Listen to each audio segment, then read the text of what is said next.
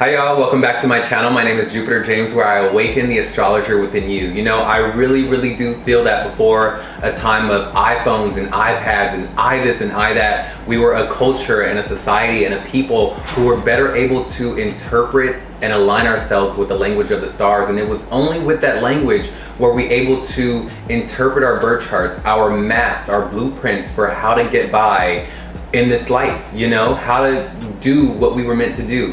And so I'm just here to remind you of the innate knowledge you have within so that you can get to your dreams further and faster. And so if that sounds good to you, let's get into it, okay? So today we're gonna get into Venus in the second house. Venus in the second house is a very blessed placement because for me, this gives me very much Taurus vibes or wealth vibes or money and luxury vibes, you know, like, and who doesn't want luxury and money and wealth and comfort, you know? But before we get into that, let's go ahead and separate the aspects, okay? Because it is only when we separate the aspects that we can take each individual aspect and take them and go do what we want with them, you know? That way when they come up in someone else's chart or out in the world, we're better able to go, oh, that's second house vibes. Oh, that's Venus vibes. You see what I mean? Oh, that's Taurus vibes, right? So let's go ahead and break those up and see what we get. Now, when we have Venus in the birth chart is always going to represent your grace, your beauty, your gift, your blessing in the birth chart. It's going to be the placement or the planet in the chart that shows me as an astrologer, right? It shows me, okay, this person is blessed in this area, that when this person does this thing in this area of the chart, they are blessed. You know, they are always well received. People clear a path for them or applaud them, or the universe has just given them ease and grace in this area of life, right? And they also say that Venus is also a talent of yours. It's your lover, it's your potential love mate, and it's your love style. You know, it's how you either pursue people or how people pursue you, and the style in which you like to be loved. So let's get into the second house. Now, second house is always going to be ruled by Taurus and Venus.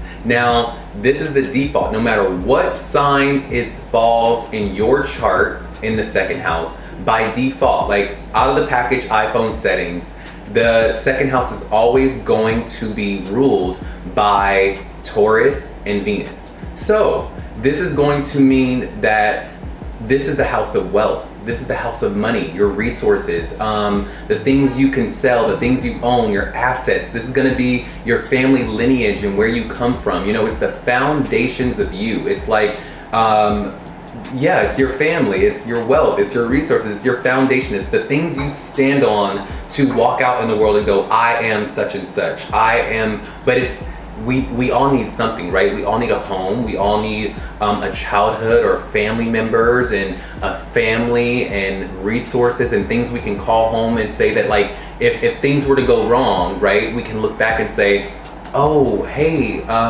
mom, dad, I need this, or I come from this, I am from this. You see what I mean? And it's also, it regards money as well. It's how you make your money and what ultimately later in life, how you'll make your money. And depending on the sign and the planets within the second house will color the dynamics of your family lineage. It will color the dynamics of how you maintain and attain your resources and how much resources you have or will do. It also tells me how you make your money, right? So let's go ahead and drop Venus in the second house and see what we get. When we drop Venus in the second house that's already ruled by Venus, this means that Venus is at home in the second house. So you are like doubly blessed, right? Like, it's like, oh my God, when Venus comes back to its original sign, she is kicking back, and she's kicking back in the sign of her luxury part of herself. You know, she's like, oh my God, like,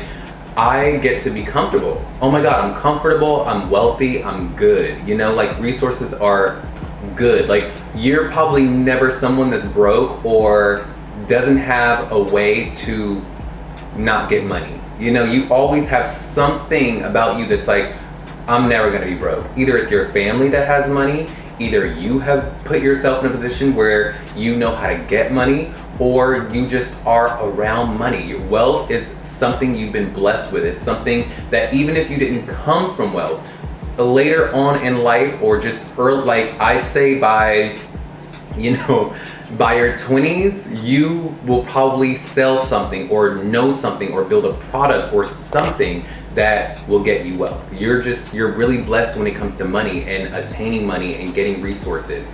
For you, it's like very easy. I know you probably have friends and people that ask you, they're like, how do you always have money? Or how are you always so good with saving money and investing money and just like cultivating money and these resources? And you sometimes don't even know, but it's like, it's second nature to you. It's like the back of your hand to save resources and save for a rainy day and multiply those resources and get more resources. And so, so I'm sure a lot of people come to you for help. A lot of people come to you for dependence. You are probably someone that shows up in a lot of people's lives as a dependable resource. Now, not just on the money aspect, I'll also say that you, on an emotional aspect, are a very grounded person. You are probably going to be somebody that's very grounded, very stable within your emotional center. This could change or waver depending on where your moon sign is, but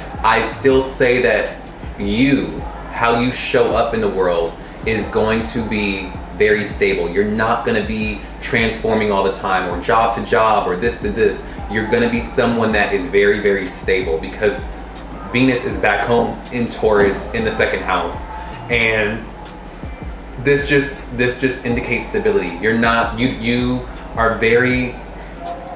blessed. You're very blessed in the money area and in your resources. And if you aren't, your parents are, and if your parents aren't, your grandparents are. Like, you come from wealth. Bottom line. Now, if you are a Venus in the second house, let me know. I really want to know, because I read books and I see these things in birth charts and whatnot, but I want to know from you guys, like, does that show up for you in your reality? Is this something that is real? Like, what sign are you in Venus in the second house? Write down in the comments below, and I will I'll write down a little tidbit on what that could mean for you, or how that could show up or manifest in reality. Like, are you a Venus in the second house Pisces? Are you a Venus in the, like, I want to know.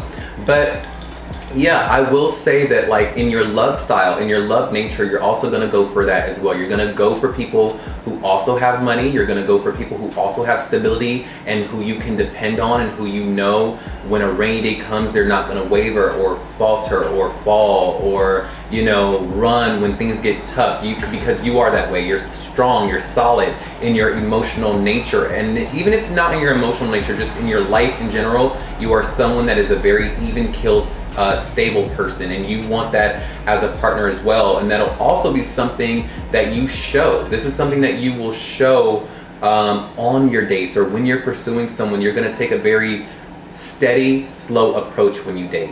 You're going to be someone that, I know people are probably like, oh my God, like, why are you so slow moving? Like, if you have a crush or if you like someone, you probably would want to take the friendly approach first. Or you're probably someone that wants to hang out for 9 months and see how things go.